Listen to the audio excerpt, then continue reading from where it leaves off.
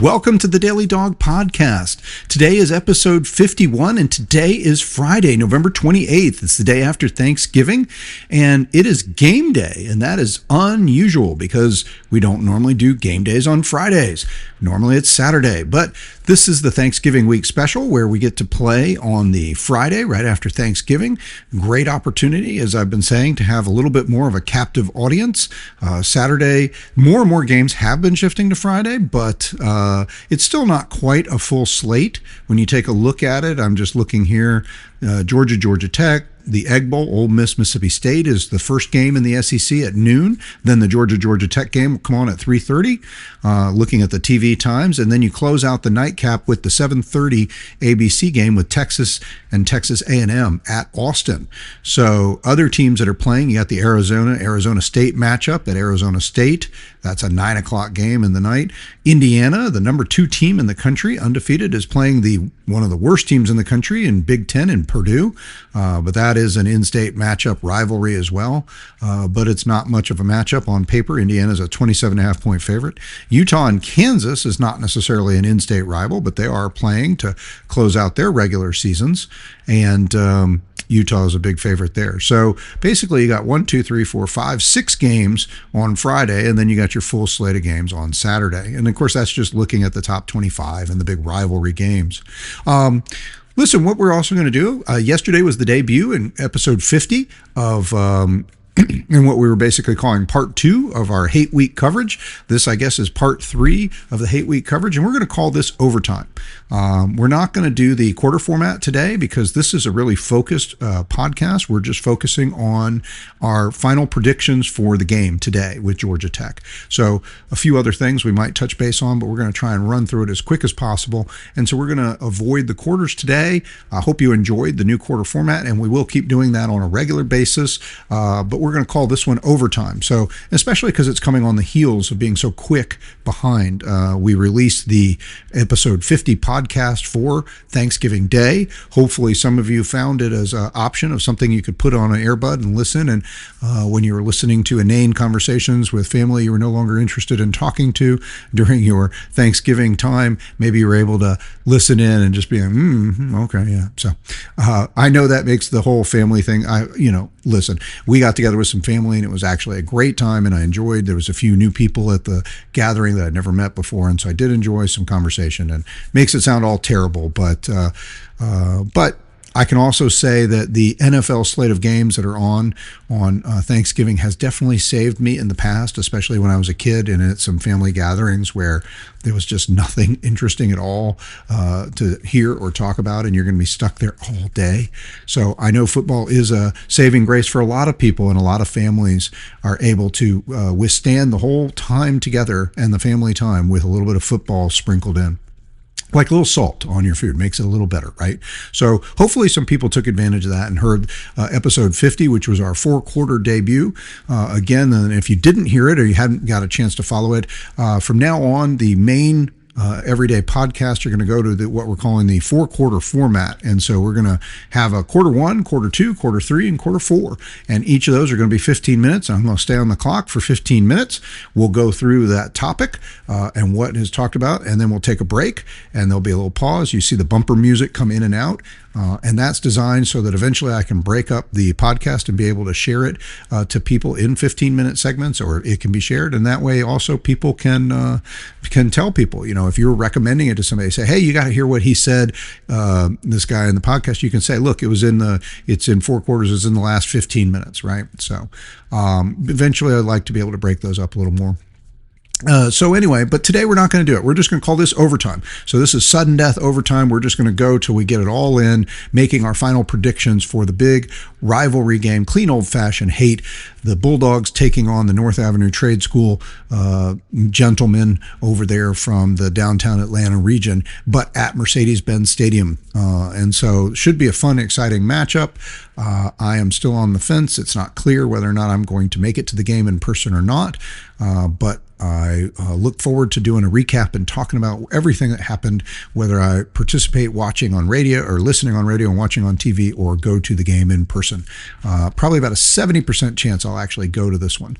So Just as a side note, I love going to Sanford Stadium. I love going to games. I've never been a full season ticket subscriber, go to every game. And even if I had press credentials and was invited to go to every game, I just don't know if I even would want to go to every. I mean, I honestly, and maybe a lot of you feel this way, I like watching a lot of the, and that's where I'm a little on the fence. I like watching a lot of the bigger matchups on TV. I like to be in front. I have my ritual, and it's pretty crazy where I get in front of the TV. I have my AirPod in one ear with Scott Howard and Josh Brock now, used to be Eric Zier on the color, but now Josh Brock. And so I'm listening to them and our radio broadcast, and hear our guys through the radio broadcast on my phone on the app. I have the TV broadcast on so I can hear the announcers as well. Usually I set one or the other up either ahead or behind so that I can hear both calls, so I can kind of tune into the TV broadcast, hear the call in the original, then hear how Scott Howard called it, which is always going to be my favorite way of hearing it. So when I see, like a couple weeks ago when Nate Frazier ripped off that 59-yard touchdown against Mississippi State, he had that just huge game. I got to see that breakaway. I heard what the announcer said on TV, and then I got to enjoy just hearing, how Scott Howard called it with the energy and the excitement that he does and brings to Georgia football. So anyway, a little bit of side note, I digress. Again, I'm going to try and keep this a little bit shorter and keep it on focus so that we can just bang this out. Many of you are going to have a lot to do for game day routine. Game doesn't start till 3:30, so if we get this out early enough, you'll have the opportunity to listen to the whole podcast, especially if I keep it on the shorter side. So what do we usually do? On our game day predictions, if you've been with me throughout the year, we have sort of two big things we do. We go through what I call the three pivotal matchups, and this is all to sort of have a systemized way at not just sticking my finger in the wind and saying, I feel like Georgia's got this. I feel like the energy's great. And, and it's great. You can have your gut feelings, and I rely on gut feelings a lot too, but I'm also very analytical, and I try to make it analytical, and I try to use sort of the percentages and the mathematical aspect of things to say, look, what do we, Let's break it down a little bit more. What's likely to happen, okay? And so what we're doing is we're going to break it down by first and foremost, we got the three key matchups. So every game has defense versus offense, and then the coaching and special teams. And the way I break that down is say, Georgia's offense versus the other team's defense, Georgia's defense versus the other team's offense. We talk about who's going to win those matchups. That gives us a little bit of an inclination in how we think the game is predicting as we go through that and say what we think is going to happen. And then we look at coaching and special teams as kind of the kicker on that. If it's pretty even after you get through the comparisons of offenses and defenses, then maybe you look at the coaching and the special teams, and you put those two together and you see if somebody has an edge. So we're going to do that. And then we do what I call the three true outcomes. The three true outcomes are, look, every game has one of three things that's going to happen. Either Georgia's going to win in a blowout, 3 scores or more. Georgia's going to lose in a blowout, 3 scores or more, or it's going to be a 1 or 2 score game. Right. And so we and I tweak those definings a little bit. Like when we're playing like Alabama, I had that down to, a 1 to 3 point game as opposed to a 1 to 2 score game. As being the close game. And because I thought, the way those teams are matched, it's going to come down to that. And it did. In the end, it was a field goal game, right? So we're going to jump in here and get into those things, but let's do the first part of this will be to do a quick little batch to say, who is Georgia Tech? I mean, we've already talked about who is Georgia Tech, the program. We looked at the history, and we did a review in the previous podcast about how their season's gone so far. But as we, just to set up the prediction for today, we want to talk a little bit about what's going on very specifically. You're probably aware, and I've certainly covered it and talked about it in the podcast, that Georgia Tech has lost 2 of its last 3 games. So they got to 8-0 on the season. They got it ranked as high as 7th in the country, in the AP poll at least. I don't remember how high they made it in the first playoff rankings or when those came out, but they had a high ranking in the top poll of 7 at one point, and then they have lost 2 out of 3, and now they've fallen back down. And in the current playoff ranking, I think we decided they're 23. So they're 23rd right now coming into this game, and Georgia's number 4. So this is a top 25 matchup. And unfortunately, this is it's been rare that this rivalry has been matchup of top 25 teams. So despite the fact that I am disappointed that Georgia Tech has lost some steam, and I've been sort of preaching the idea that this game needs to be a matchup of top 10, top 15 teams, both teams vying for the playoff, and Georgia Tech has, these 2 out of 3 losses have taken them pretty much out of any consideration for playoffs. It eliminated them all but 1%, I think, mathematical chance of playing for the ACC championship, which allows them to, or took away their chance to control their destiny to get to the playoffs. So now what Georgia Tech is looking for is to just finish strong, to see if they can get to 10 wins and finish the season in the top 25. And they can do that even if the Bulldogs pound them today. We can win emphatically. They can turn around, wait a month, practice, get into a bowl game, hopefully beat their bowl game opponent, finish the season at 10-3, and get back into the top 25. Because they'll probably get bounced out of the top 25 if they lose, or especially if they lose emphatically to Georgia. So, so they've lost these 2 out of 3, and I think what's really important too is it kind of puts a little more emphasis on what's happened in their stats. Georgia Tech is a team, I talk a lot about when I'm looking at the predictions, I like to look at and see, where, everybody looks at stats, right? So that's not unusual. But specifically, I guess what I'm getting at is I like to see, okay, what is yardage differential? I've talked about that a lot. That's the first, a quick and easy. You can dig into all kinds of different stats. And I've been telling you about, and I've been working on and refining what I'm calling the daily Dawg. What am I calling it now? I think I'm calling it the daily Dawg power stat metric. I think maybe I'll come up with a better name for that. If anybody has a suggestion, let me know. But that's what we're calling it for right now, the Daily Dawg Power Stat Metric. And what I've done is taken 10 key statistics. There's 50, 80 statistics, a dozen or 20 at least that you could track in every football game.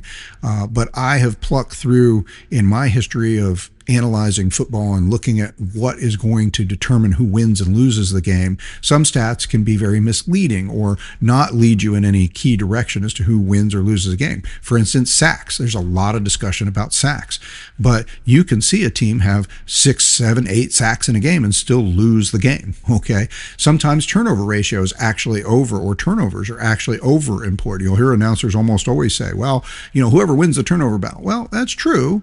Most games, if somebody turns the ball over 3 times and the other team doesn't, and it's a close game and they're pretty evenly matched teams, and that could be a major factor. But it's not always determinative, and especially if you have a huge disparity in talent ranking. So when Georgia plays a team like Charlotte last week, we probably turn the ball over 5 times and still win the game by 2 or 3 scores. So that can be a misleading stat as you look at it cumulatively across the season. However, I do include turnover margin in my 10 stats.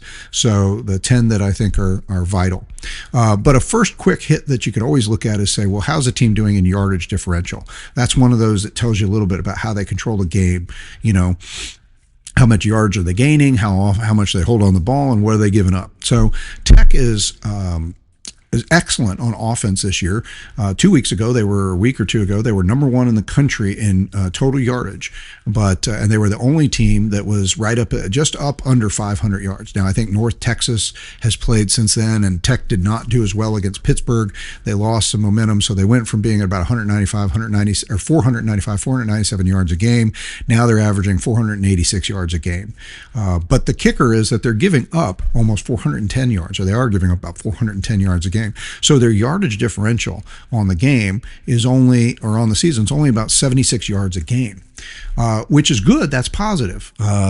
If you look across all of football right now, college football, 134 teams, 136 teams in FBS football, having a positive yardage differential above 50 will put you in the upper half, upper third of college football in terms of winning percentage most of the time. There's a good correlation there. So obviously Tech is in that group. They're 9-2.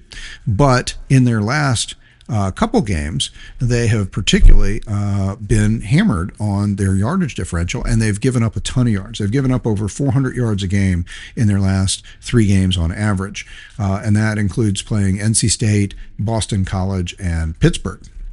And the only win in those three was on the road against Boston College, and they won by a mere 2 points. So they're actually, in these last three games, their average losing these games 41 to 33. So they're losing by an average of 8 points to those three teams I just mentioned. They're gaining 500. Their offense has been doing the job, and Haynes King has been a monster. Okay, and so they're averaging almost 522 yards a game, which is unbelievable in those last three games. But their opponents are averaging 560 yards a game in those three games. And that includes giving up a ton of yards to Boston College, who is not a top offensive team. Pittsburgh is a decent offensive team, and NC State is actually a pretty high-level offensive team, though not a very good team overall.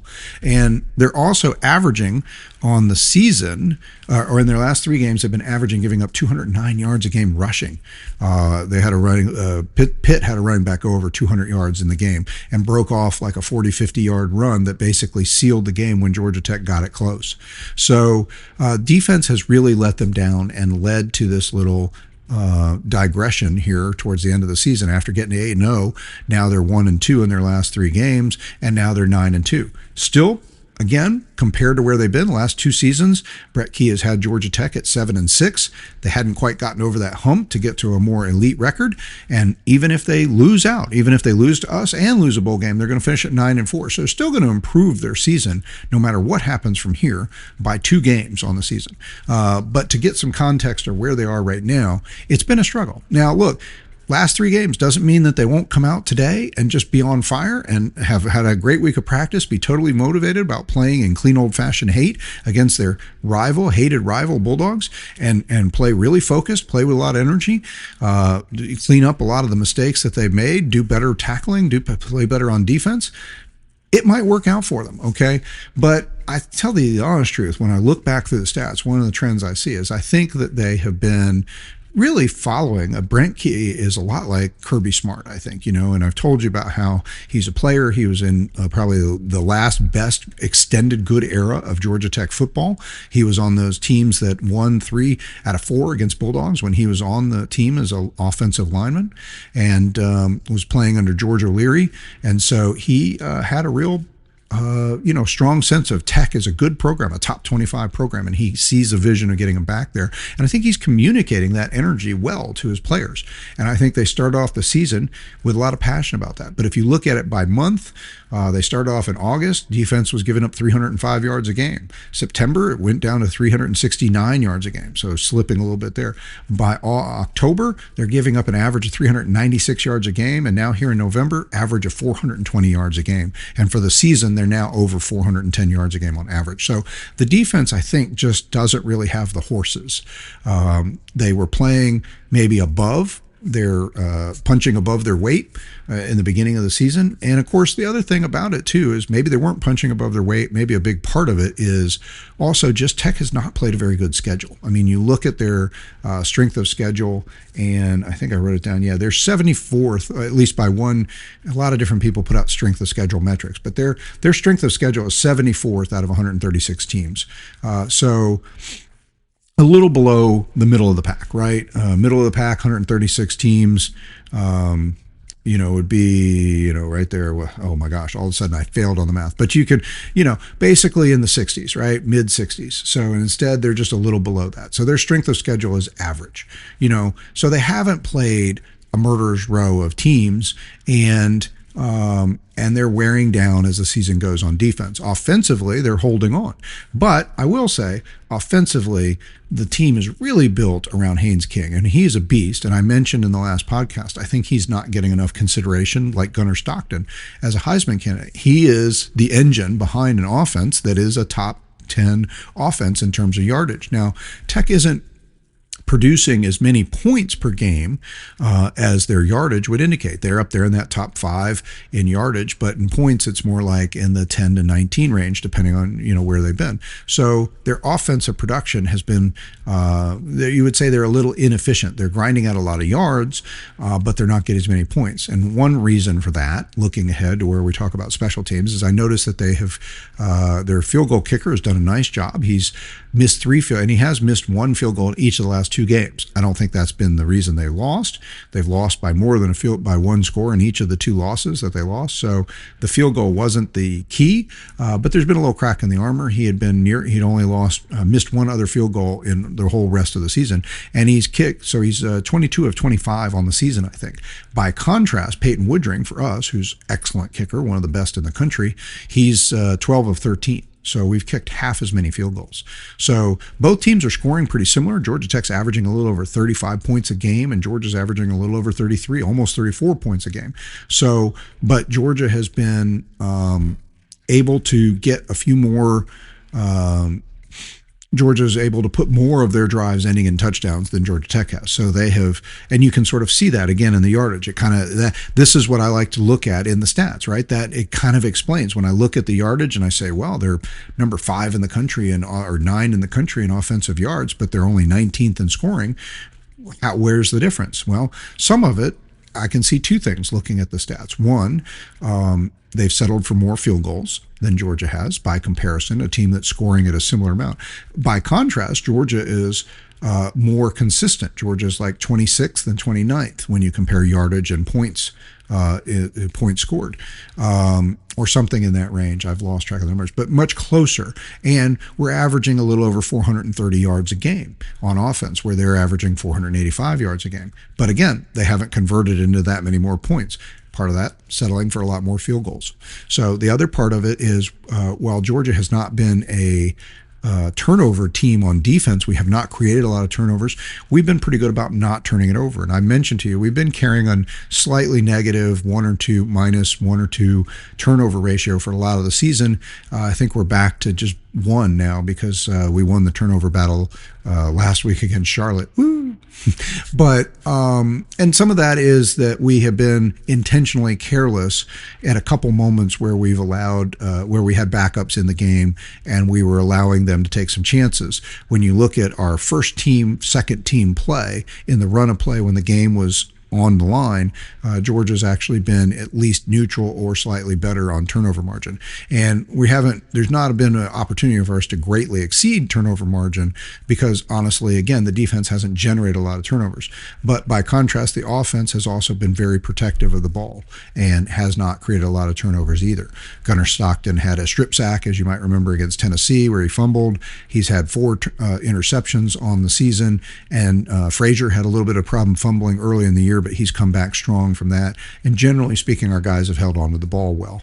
So we haven't generated a lot of turnovers, but we haven't given away. So by contrast, Tech has and another thing that's hurt them in these last few games, they've had 5 turnovers in their last 3 games. 3 or 4 games. So, and they have a -6 turnover ratio on the season. So that's another thing. Of some of those drives, that they had going, they gave away turnovers. Obviously, as soon as you turn the ball over, that's a drive that didn't result in points. So that has, I think, also suppressed some of that yardage converting to points. So, but they also, I think it's also the kind of thing that happens when you have an offense like they do, which is really built too heavily probably on featuring Haynes King. Haynes King is average. He's got over 800 yards rushing. So Haynes King leads Georgia Tech in rushing. He also would lead Georgia in rushing. 800 yards rushing out of that quarterback position to go with well over 22, 23, 2,500 yards passing. So he has been and he's generally thought of as a better runner than passer, or not a great passer, let's say that. But actually his numbers are very nice, are very good passing. He's also, I think, only has about 4 interceptions, over 2,400 yards on the season. And much like Gunnar Stockton, when you put together his, I think, 15 rushing touchdowns and 12 passing touchdowns, he's generated 27 touchdowns on the season, very similar to Gunnar Stockton. He's obviously put together a little bit more total offense because he's actually passed for a few more yards and he's run for a lot more. Gunner's more in the 300-400 yard range rushing on the season. So Gunner has been a nice addition to the Georgia running attack. Haynes King, the Georgia Tech running attack, is a very strong running attack, and they do have another running back with 600 yards, another guy with 400 yards, a guy who's averaging 7.5 yards a carry. So they have some players back there, and their overall running stats are, quite strong. They're averaging 215 yards a game rushing. So, but again, Haynes King is leading the charge on that. And I think that also hurts your efficiency when you have so much of your offense dependent on one player. So I think that gives you another, I guess, contextually, the other thing I want to say is looking at their offense, it's important to note who they've played. So, because yes, 485 yards a game, top 10 in yardage, but it's also worth noting that they have not played a murderer's row of defenses either. In fact, the best defensive team they played on the season is actually Wake Forest, at least when you look at yardage allowed. Okay, in total yards allowed, Wake Forest is 26th in the country this week in yardage allowed. Pitt, who they lost to last week, is 35th. Those are the only teams that are up in a high level, and they've also played several teams that are at a very low level. So NC State, who they lost to 3 weeks ago, 128th in the country out of 136 teams, 134 teams in FBS. Okay, almost the very bottom. Also, what do you call it? Duke, 108. So the Dukes won. Clemson, 47th. They're one of the better teams that played. So, and I think Syracuse is 107th. There's another team on there. So they played 3 teams that are in the 100 or higher ranking in terms of, which is not good. So, I mean, just in a quick breakdown, when you look at, hey, who have they played, what kind of stats they see, you look at defense, offense, points scored, those kind of things, you see 50 or above. 50 or above is the top, almost the top third in the country of whatever category you're in. 100 or above, that's the bottom third and getting pretty close to the bottom. 134, 136 is the bottom. Okay. So that gives some context to what's going on when we look at the numbers and we break down the offense defense as we're about to. So, all right, that's all the context we have. So let's jump into it. Let's get into our final predictions on the game, and let's start with our matchups, our key matchups, our 3 key matchups. So let's start with Georgia offense versus the Georgia Tech defense. So the Georgia offense has been very consistent all year, not top 30, top 25 offense in the country right now, depending on where you are, where you look at it. Let me see. I'm going to find my power stat metric thing, which has all of these numbers on it, so I can tell you. Yeah, here we go. Okay, so Georgia is 26th in the country in scoring offense. So in points scored, Georgia's 26th, in yardage gain, 28th. So again, very consistent. That, so that sort of shows what we're earning in yardage is converting into points. So we're not overly efficient, but we're at least efficient. What we gain, we convert into points. And so that allows us to be, not top 10 in the country in yardage, and yet still be, doing well overall in terms of scoring points and controlling the game. By contrast, again, just to share with where Tech is 5th in the country this week in yardage, but they're 19th in scoring. So again, there's a big disparity there. 19th is still great, right? They're a little better than us. Like I said, about 35.5 points. We're 33.7 or something coming into this game. So, but the Georgia offense has been very consistent. And one of the real strengths of the Georgia offense, when you look at my power stat metric that I've developed, it's these 10 categories that I've picked out that I think are essential to winning in college football. Time of possession and first downs are a big part of that. And Georgia is number 4 in the country in time of possession. So 28th in yardage, 28th in points scored, 4th in time of possession, and 4th in just overall first downs accumulated in the game. So when you look at the end of the game, you look at how do we do on third down? We were 4 of 11 on third down, but overall you say, look, we gained 25 first downs in the game. And Georgia's been in the top 10 in the country most of the season in terms of gaining first downs. And it goes hand in hand with the complementary football, the possessing the ball, the running the ball better, and that time of possession. And of course, we have been running the ball better. Again, we're averaging over 190 yards a game rushing this season, which compared to last season, we were down in the 120. So we made a big improvement. Big part of that, Gunnar Stockton, but also improved play from our running backs. Chauncey Bowens and Nate Frazier have been really getting the job done. So the Georgia offense, not the most powerful in the country in terms of points scored and yardage, but top 30 in the country. Okay, top 20 or top 26. Like I said, what did I say? Again, we're 28th in yards and 26th in points. And really no team has been able to stop that. It's been very consistent across whatever team we play, whether we're playing a weaker opponent or a strong opponent, a team that's a good defensive team like Texas, which has an incredibly talented defense. Alabama has one of the better defenses in the country. We consistently gained yards. It wasn't our lack of gaining yards and first downs and possessing the ball in the Alabama game. It was things we talked about before that led to a narrow 3-point loss. So this offense is not, and this offense this year has not been a big play offense. We were better at the big play last year with Carson Beck. He was a little bit bigger at driving the ball downfield. Now Gunnar has gotten more, and we've seen more big plays. The offense, especially as the offensive line, we talked about that, as the offensive line has had the opportunity to rotate more guys, have more guys healthy. These guys, the younger guys who are incredibly talented, we're starting to see that talent play through as they're getting experience, they're getting confidence, and they've been healthy. Okay, so you've seen Juan Gaston in there, you've seen Bo Hewley in there playing a bunch. We've been able to keep Monroe Freely in the game and keep him healthy.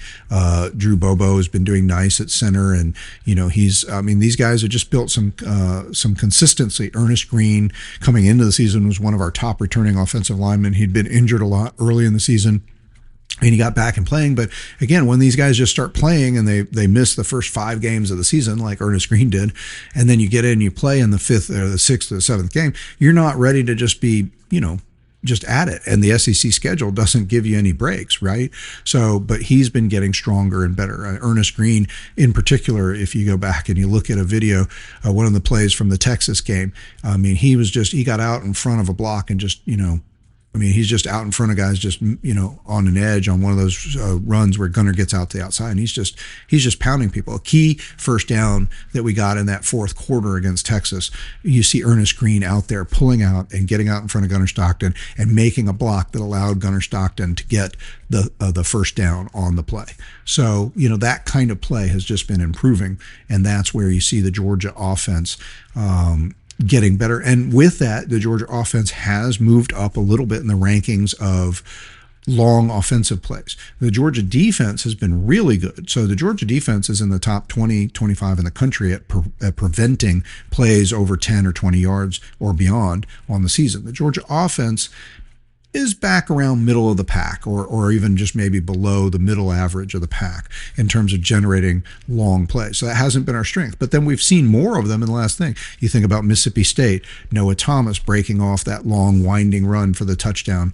That was such a nice play. You think about Nate Frazier ripping off those big runs, having multiple runs of 30, 40, 50 yards and touchdowns. So we're starting to see, again, as that offensive line comes together, Gunnar Stockton can take a little more chances. He's got a little more time. He's got a little more opportunity to look downfield, and the blocking has just been excellent. Guys like Noah Thomas, again, kind of was knocked a little bit for not being a strong blocker, and that's one of the things Colby Young brought to the game. Even though he's a tall, lanky guy, he's strong, and he got tough yards after the catch on short throws, and he also was just a blocking machine out there. But we've seen Noah Thomas out there blocking. We've seen Zachariah Branch out there blocking downfield. And so you go back and look at one of those Nate Frazier long runs for the touchdown, you see Zachariah Branch down, out there blocking for him towards the end. So again, Georgia offense against the Georgia Tech defense. I don't think we have to go a lot further. I've highlighted some good things the Georgia offense has done, but the Georgia offense has been able to consistently grind out yards and points and time of possession and first downs all throughout the season. And that's powered by Gunnar Stockton, who should be getting more Heisman love at the heart and soul of the offense and of a team that is in this good a position, number 4 in the country in the playoff rankings heading into the final week of the season. So I don't think he's getting enough consideration, and especially given that, where this offense is. Is this offense a sexy, big play, light it up, big gunning it downfield offense? No. But this offense allows our defense to be better. It allows us to control the game, decide if we can go faster, and we can go big plays if we need to. But what we want to do is just consistently grind the clock and eat away the game. And so, and you see that, yes, we had the onside kick against Texas, which was great, but the part of that 4th quarter, that 21-point 4th quarter, included the onside kick, but it also included just from the 50-yard line in scoring, taking our time, just grinding through the game. And you get to a point where, like, when Arch Manning, they got the turnover and they get the touchdown, their only touchdown of the game, okay, to get it to a 14-10 game. From that point on, it's like 10 minutes of game clock goes by before Arch Manning touches the ball again. And by the time he does, they're down 2-3 scores. And so, that's what our coaching philosophy and our team is designed to do. And early in the season, we didn't see it quite working as efficiently. Now it's starting to really pay off. So Georgia offense against the Tech defense, I think you heard what I've had to say about the Tech defense. It's not a great defense. It's not even a good defense, and it's getting weaker as the season goes. They've probably been playing more on spit and duct tape and energy and passion provided by their coach, and fired up about the attempt to try to play well and represent their school well. But as the season's gone on, they're getting ground down, and they really don't have the beef to prevent teams from running through them, even teams that aren't particularly good. Boston College, again, not a great team, but a team that was able to put up quite a few yards. Let me see.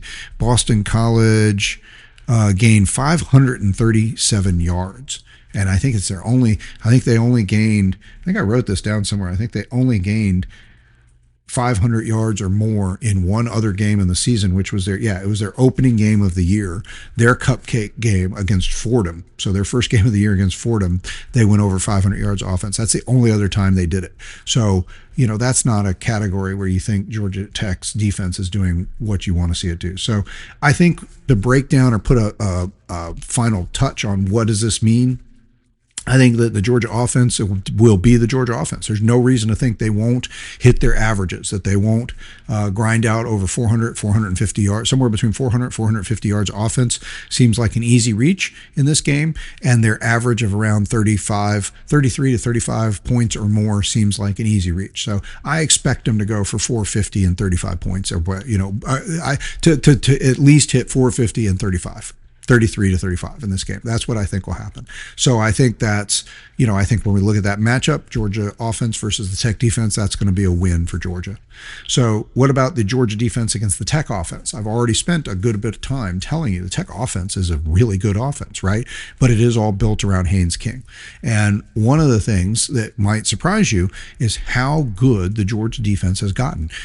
All of us, national media, SEC media, Georgia fans, we all spent some hand-wringing and pulling and discussing and just feeling all really perplexed and upset about how our defense wasn't, and of course the teams under Kirby Smart have largely been built on defense, right? The 2021 team was a maybe generationally great defense, averaging, giving up like 10, 12, 10 points a game or something. I don't remember the 10.7 points a game, something like that. Just a phenomenal defense. And this defense was, looked very leaky, and you had the whole idea about starting slow and all that in games. Well, down the stretch of the season here, the defense has gotten better and better, and you look at how the games have gone, and the defense has done a better job putting up less and less points.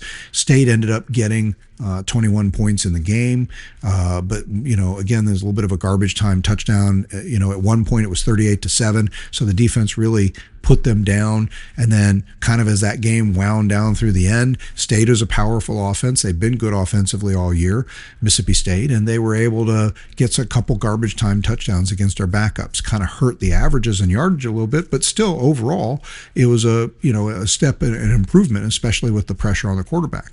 Then against Texas, 35-10, Texas only scores 10 points. They have not been a great offense, but they had been getting it together as the season went on. They had come into that game having a couple games in a row where they scored into the 30s and had over 400 yards of offense. Arch Manning had over 300 yards and 3 touchdowns a game coming in. All of that got wiped out in the Georgia game. Then they turn around, they play Arkansas. Also not a good defense, by the way, but they got back on track. They've cranked out 600 yards of offense. They put up, 40-something points, 50 points actually, over 50 points in the game against Arkansas, and they win. So right now, that Georgia game's the aberration. So it kind of points to the Georgia defense really playing at a high level now. And then, of course, Charlotte in a game that you're supposed to win and win convincingly. Georgia did, in fact, win and win convincingly, and easily kept Charlotte Charlotte, I mean, the only 3-point Charlotte got in the game, and this is how it should have been in this kind of opponent, was when Gunnar threw a bad interception that got returned onto our side of the field, and they were able to get their longest field goal of the season to get the 3 points. Seemingly without that turnover, they wouldn't have gotten the 3 points. And so, Georgia did a good job limiting them to well under 200 yards in the game. So the Georgia defense has gotten more and more powerful. And at this point in the season, you might be surprised to know that in these rankings, yardage allowed, Georgia's 13th in the country in yards allowed now, up to a top 15 defense in yards allowed, and even better on points. Again, look at the correlation between yardage and points for Georgia. It's not always this way for other teams. For Georgia, it's right there, though. That's the consistency that they play with. 12th in points. Georgia's 12th in points allowed, 17.6 points a game. So we're down into the teens coming into this game against Tech. Might be hard to maintain these averages. We also got our average. I've told you all season that when you look at total yardage, a lot of people like to look at yards per play, and that can be an important metric too. But I think it's gotten a little too much play in the last few years. Sometimes total yardage is, how the game flowed. Yes. How much your offense generates per play, how much your defense gives up per play can say a lot about how they're playing, play in and play out. But how the team is playing is often better reflected in the totals. And so Georgia has gotten the total back under. We're coming into this game averaging under 296 yards a game, 295 yards a game. And I've talked about before that if you get through the whole season and you are under 300 yards a game, 300 or below, anything below 300 yards a game, that's usually going to put you in the top 10 or 15 in the country. And sure enough, Georgia's reduced the average. At one point in the season, we're giving up more like 320, 325 yards a game. We've been steadily working it backwards down to 309 coming into last week. Now it's down to 295, 296. So we're under 300 yards a game. We're 13th in the country in that metric. We're 12th in the country in points allowed. Tech is going to stress that, I think, because they are a great offense. So how is their offense going to do against our defense? Well, here's the other thing. Tech's offense is heavily run-based. Haynes King, again, thought to be a better runner than he is passer, though he's got really nice, fairly elite passing numbers this year, actually, averaging 8.6 yards per attempt, which is good. I've told you before, 9 or above is elite. Top. So he's doing great, and he's got but he's really done his most damage with his legs, over 800 yards rushing and 15 touchdowns with his legs. So he's their leading rusher, though they have a couple other guys who've really put in some nice totals, and I mentioned that. Let me see, I was going to tell you about that. Hold on, that's what Haynes King has done on the year. Haynes King has like 4 games this year where he's gone over 100 yards, which is, again, pretty incredible for a team. For a quarterback like that. But I'm not getting to where I want to go on that. But let's just skip that for the moment and say, look, they got a couple guys. One guy's got like about 600 yards. Another guy's got about 400 yards. Jamal Haynes, I think, is one of the guys. You'll hear his name, but there's another guy who's done well. And they really have a run emphasis. And but Georgia is a run-stopping team, and we're back under 100 yards a game defensively, holding teams to under 100 yards a game defensively on the run. So I think that let me just pull that up. I can get to that one real quick. Rushing yards, we're averaging 190 yards a game, and we're giving up 87 yards a game rushing. Now, we have been more hurt by running quarterbacks than just teams that straight out run the ball. And obviously, I just told you, Haynes King is a running quarterback. But we haven't seen a quarterback who's been who's been necessarily the leading rusher like that. A lot of times it's more like Gunnar is for us, where Gunnar's our third leading rusher, and we are hurt often by the same kind of plays that we hurt people with Gunnar, which is plays that break down and then Gunnar's able to at least get some yards or maybe get a first down out of a play that was supposed to be a pass but didn't come out, and he tucks the ball and he gets out to the outside and it's 3rd and 6, and all of a sudden he gets 6.5 yards and you still pick up the first down even though that was a busted play.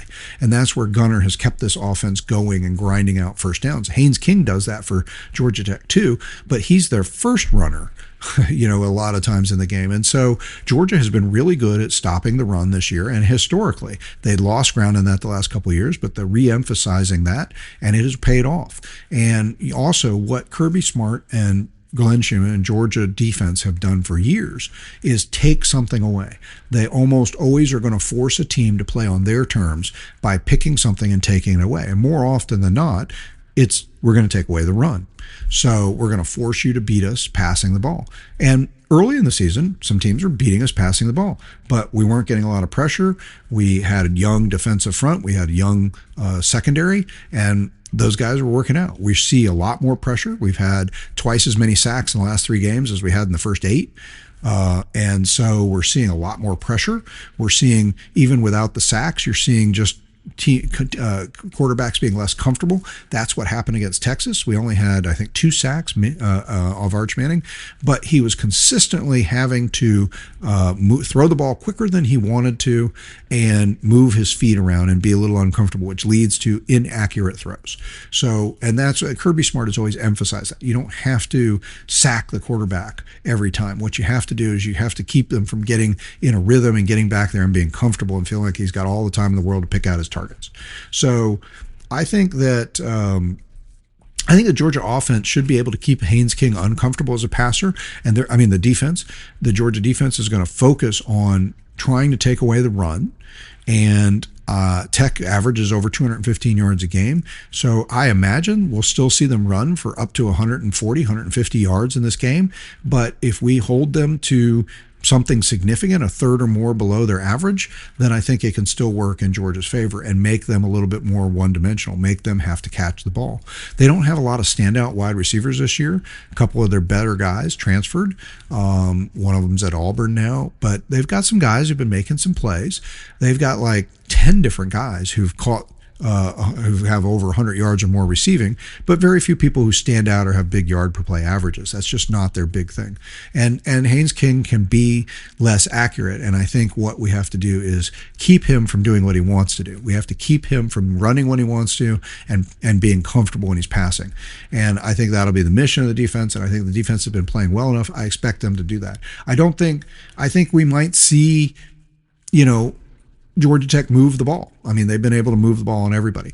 But again, they also haven't played the number 30. They haven't played anything close. The best defense they've played by points or yards or any metric that you would look at is probably around a top 30, 35 defense, as I've said before. So Georgia's a top 15, top 12, top 13 defense. So it may not have felt like that way all season, but that's where we are at this point. So I think that Tech probably moves the ball some, gains some yards. Maybe our stats take a little bit of a hit, but I think overall the defense is going to consider it a win. And the win is not going to be, do we stuff them and hold them to 10 points or 7 points or pitch a shutout, and that would be great if we did. But that's not the win. That's not winning this matchup. Winning the matchup is holding them to a significant amount below their averages so that you have a chance to imbalance what they do well and balance what you do well and statistically give yourself an advantage in the flow of play to win the game. That's the game control idea, right? So if the Georgia offense is able to do what it wants to do, and it should, but the Georgia defense is able to prevent Tech if Tech is only able to do 2/3 of what they're normally able to do in the game, they'll accumulate some nice stats. They might score 20, 17, 21 points, something like that, maybe even 24, 28 points. But if they're super efficient in their offensive production, and they might gain 350 or 400 yards, but they're gaining 500 yards a game. So if they gain 400 yards, and they're scoring 35 points a game. So if you hold them to 24 points and 400 yards instead of 500 yards and 35 points, then you have won that battle, that matchup. And I think that's somewhere around where Georgia will be. I think we have the potential to completely shut them down if our defense just continues to just play lights out. I think it's going to be harder without C.J. Allen, but the other athletes and other guys have been emerging and really looking strong. And Georgia Tech's going to pose a tough problem because anytime you have a quarterback that can run, it gives that team an advantage. And so But I do think they lose a little of that because, like I said, it's less of a surprise run and it's more of a design run. And so I think you'll see us take away some of that big yardage that Haynes King gets on design runs. And I think where he's going to hurt us and end up with his yardage is going to almost all be in breakdown plays where we lose containment or we leave a lane open up the middle and he sees it and takes off. But I don't think he's going to be able to design, run, and gain the kind of yardage he has against other teams. And that's one of the places we'll have some efficiency. So overall, I think the Georgia defense against the Tech offense wins, but I think the win I'm grading there as I think the goal is to at least hold them to 1/3 less of their normal average, or hold them to 2/3 of their average, right? So if we can hold them between 350 and 400 yards, and we can hold them to 17 to 24 points, then I think that we are winning that battle, and that puts us in a position to win the game. So special teams and coaching, I've already given a lot of credit to Brent Key. He knows how to win. He's been a part of winning programs. He knows how to make Tech a winner. And what he has done so far, I think, is commendable. Special teams, their field goal kicker, like I said, kicked a lot of field goals. He's only missed 3 on the season, but he has missed 2 or 1 in each of his last 2 games. From a place kicking point of view, he's actually got a higher percentage of touchbacks than we do.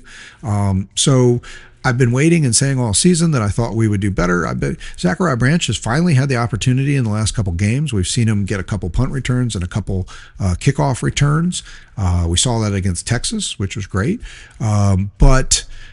And generally speaking, for some reason, Peyton Woodring's had a little bit of an issue where he's had like 1 kickoff or more out of bounds in each of the and 4 out of their last 5 or 6 games. Not sure what that's about. We haven't seen quite as many touchbacks as we're used to. So that part of our kickoff game has fallen off a little bit, but the coverage is still there and solid most of the time. Punt returning, we've played some really good punt return teams, and we have tried to do some punt returns and kickoff returns, but I haven't seen that as a big advantage for us. But I do think when it comes down to it, Peyton Woodring is amazingly accurate. He's only missed 1 field goal in the last 2-3 seasons that was inside of 50 yards or under 40 yards, in the 40-yard range. So he's missed a couple 50-something yarders when we put him out there, and that's really it. So I think he's been lights out. He's been very good, and we can count on him.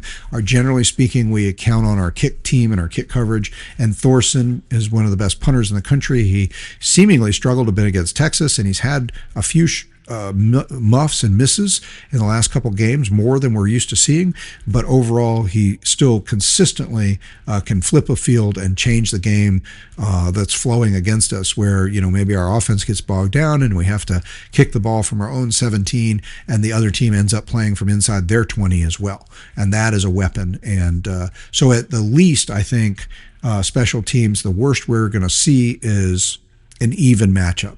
Tech's got a good kicker, good kickoffs, and also good punting. Their punting average is nice. So I think I didn't really look at their return team. I don't think it's going to make a big difference. I don't think that the game's going to be decided on punt or kick returns. So I don't see that as an important matchup. Brent Key is an excellent coach, and he's doing a great job.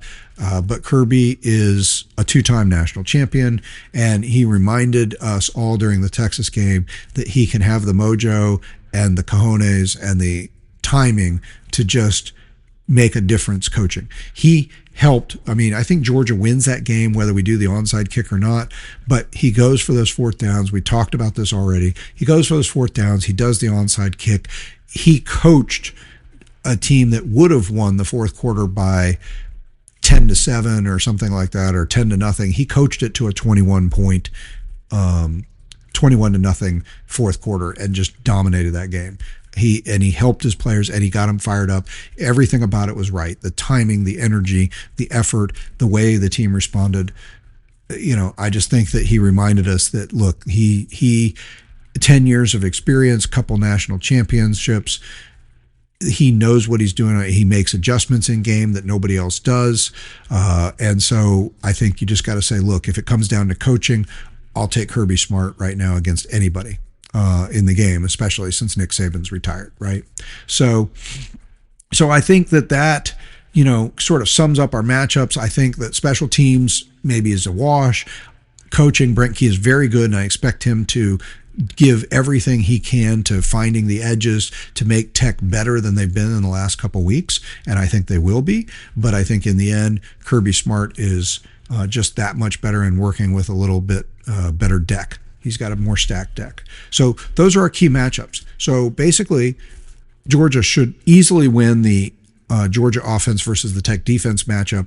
I think it'll be a tougher matchup against the Georgia defense versus the Tech offense, but I think that the way I've defined winning, by at least taking 35% off of their totals and holding them down enough to give us that chance to have a statistical edge. I think that's where the Georgia defense wins. They could do better. I think it's entirely possible that they have a complete shutdown game and you see a potential blowout in that scenario. But I think the majority, maybe that's a 1/3 chance of the outcome, that the Georgia defense just completely shuts down the Tech offense. I think the 2/3 chance, more likely chance, is that they are effective at slowing down the Tech offense and holding them 30% or more below their averages, allowing the statistical advantage to work out. So that brings us to our final segment, which is our 3 true outcomes. What are the outcomes, right? Georgia Tech blowout, Georgia blowout, 1-2 score game, and then who wins that? What's the percentages? Okay. So the answer on that is, first of all, first option, Georgia Tech blowout. This team, one thing this Georgia team has done is I think it's shown nobody's blowing this team out. No matter how bad this team has got behind, it's always fought back. Could it lose? Could it get behind so badly? Could we play so badly at the beginning of this game and Tech play so well that they could build an insurmountable lead? Yes.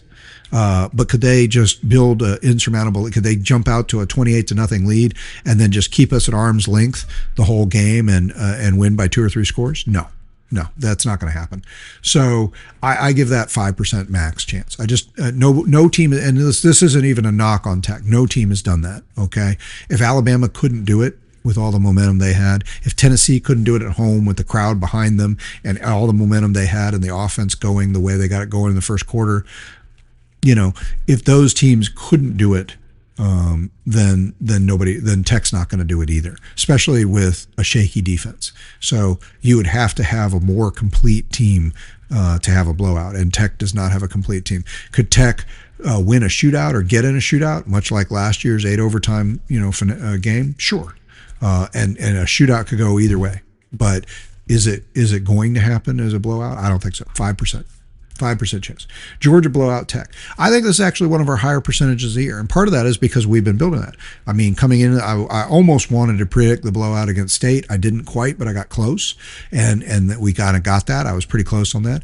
I was close to thinking that, a couple times that, okay, we finally put it all together and play our best game. Well, we did that against Texas, and it was a blowout, 25-point win.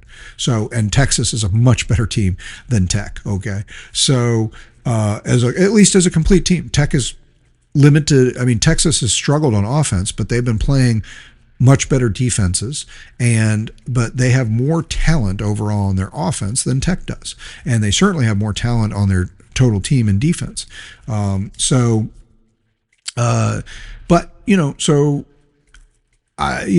Tech's chance to keep it from a blowout is that they can score and they can run up offense on virtually anybody, including possibly us.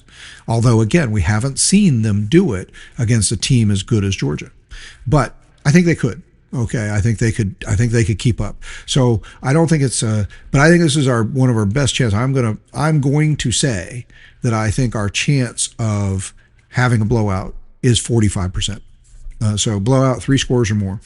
I think we have a chance, 45% chance going into this game. The way we've been playing, the way Tech's been playing, the way the matchups that we've already discussed work out in our favor, I think that this could be a game where the defense does completely shut down Haynes King's ability to run the ball, force him to be one-dimensional. He threw 2 interceptions in the game against Pittsburgh, and that also helped get Pittsburgh the lead that Tech was not able to overcome.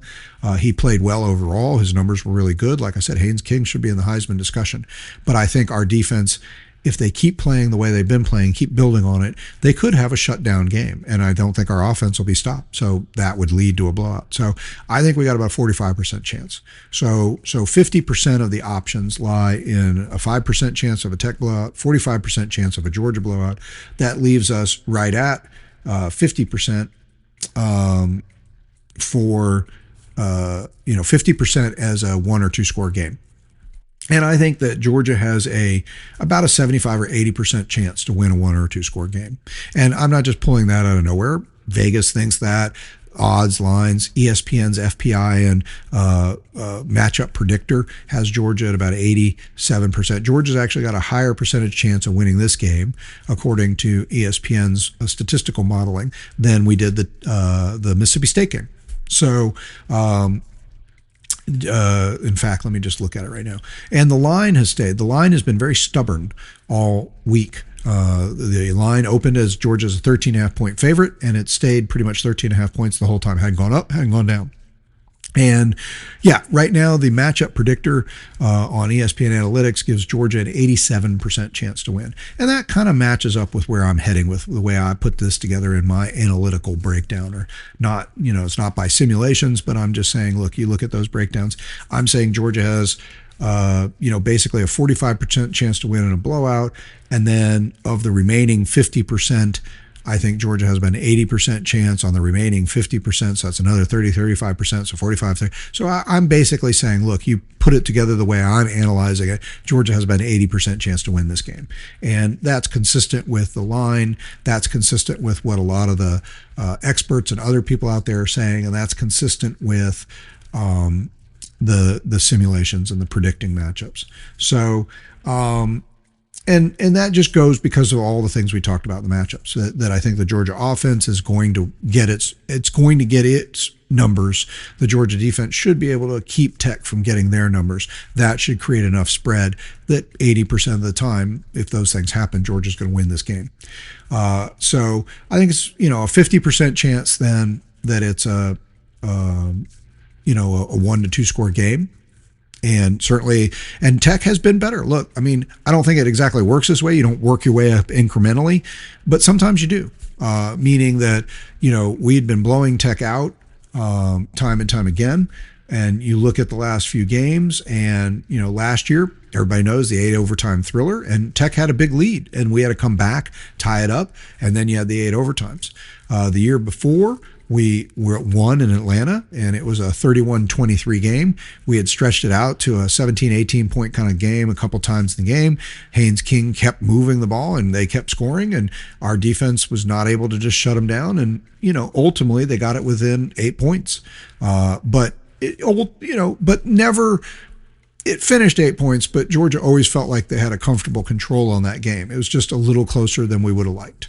The year before that, it was 37-14, which that doesn't sound like a close game, but the year before that, it was 45-0. So 37-14 was, improving on both sides, offense and defense. So Tech has been, 37-14, then 31-23, then overtime loss, 44-, so it feels like, and coming in with all the momentum they had early in the season, and that sort of progression, and Brent Key's progression of the program, moving from taking over from Jeff Collins, who had a losing program, to turning this back into a 7-6 team, and now this year a 9-win team with a chance for more. It feels like that progression could come to fruition in this game, except for the way Tech has been playing down the stretch, the way their defense has been worn down, the way their defense has, I think, been exposed, that they're just out of gas and they don't have enough left to keep playing. And they have not played any teams like Georgia.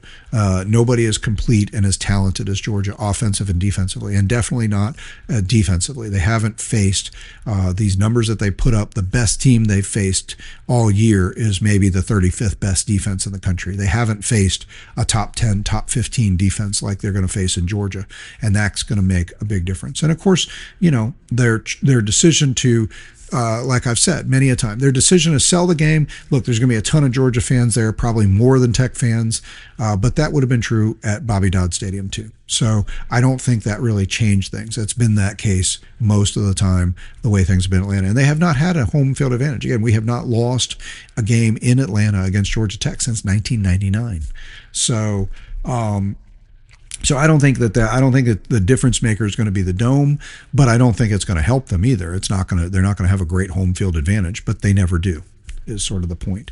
So where does that leave us? Final prediction. Look, I think, again, Georgia has about 80% chance to win this game, about a 45% chance to win in a 3-score or better blowout, about an 80%, a 50-50 chance that the game is a 1 or 2 score game, which I think Georgia has about an 80% or more chance to win that game. So I'm feeling like, again, my gut instinct, I want to say that the defense is going to do it. That they're just going to shut them down. It's going to be a big time blowout, and it's going to just continue a trend where people are saying, oh my, look out, here's Georgia just getting better and better each week. I feel like the defense is on a roll, but I feel like Brent Key is a good coach, and they're going to put everything they have into this. You saw what happened last year.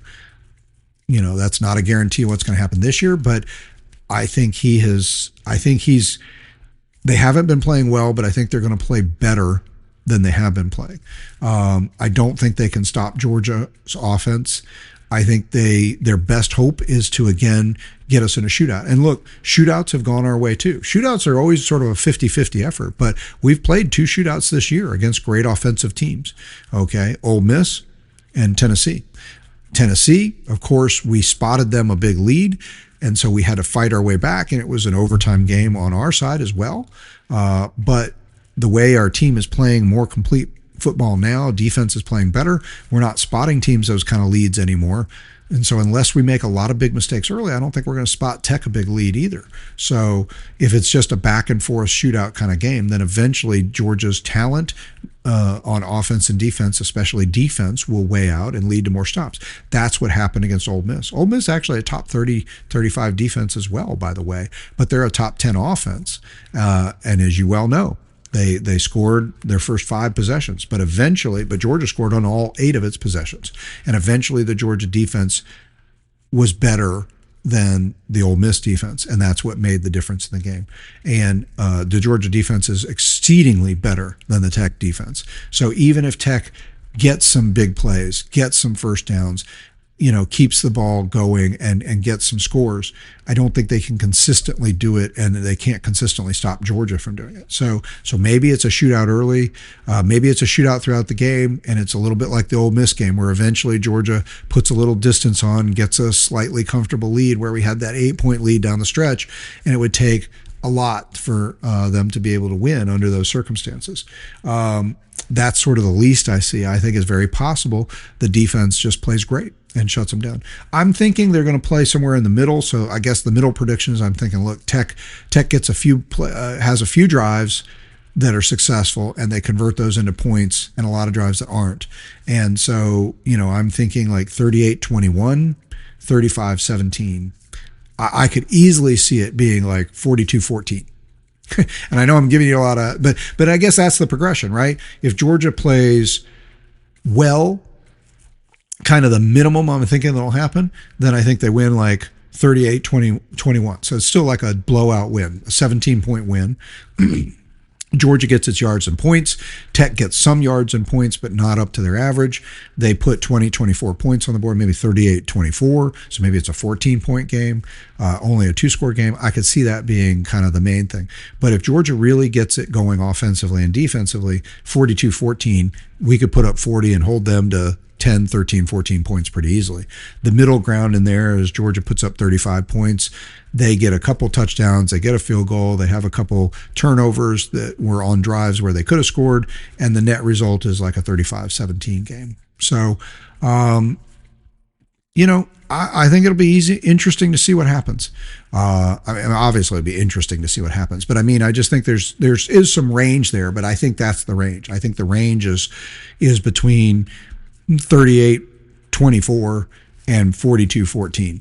And so, and when you have a range like that, something in the middle, like 35-17, 36-14, something like that, it's probably a very likely. It seems like they're good enough and they're going to put on enough stops, but it's hard pressed to believe that we really will just shut them down that thoroughly. But I don't think they'll stop us. So I think we'll pull away. So listen, I think that's how it's going to play out. I hope that this gives you something to chew on as you get ready for the big game. it's clean old-fashioned hate, the 117th edition, this time at Mercedes-Benz Stadium. First time Georgia and Georgia Tech have ever played at Mercedes-Benz Stadium. This will be exciting. It'll be fun, and I think both fan bases and teams are going to bring a lot of energy, and it should be a rocking experience in the Mercedes-Benz Stadium to start the game. And hopefully by the end, it's not so rocking except for the Georgia fans partying. And I think that's what happens. Obviously, we get to 11-1, and then we have to wait and see.